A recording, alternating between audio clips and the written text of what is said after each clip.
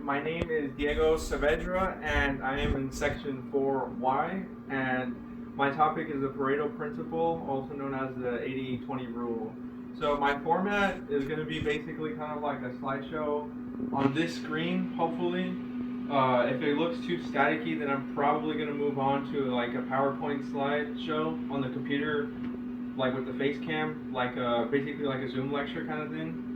And as for the math part, the Pareto principle is basically it's a power law that is heavily skewed left, and it's kind of like so since it's like the 80-20 rule, it's kind of saying that like 20% of the causes lead to like 80% of what happens, which is kind of like to say that like the 20% most massive things in the universe make up 80% of all the mass, kind of like that kind of thing.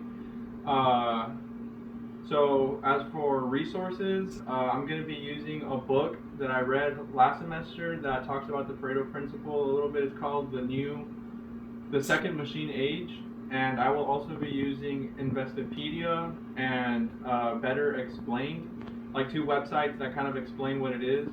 And I'll also be using one article that I found from a physics journal that is kind of like dives more into it.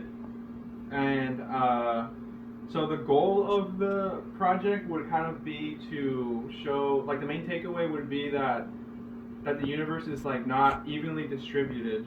So, and that applies to a lot of things, like my example with like the universe, also with like wealth distribution, where the 20% richest, wealthiest people in the world have 80% of all the wealth, that kind of thing. And also everyday life, where like hoodies can make up 20% of your wardrobe, but it's 80% of the things you wear. And as for progress, it's going along pretty fine. At this point, it's more just like putting it all together and making a video. So that's it. That's my progress update. Stop it.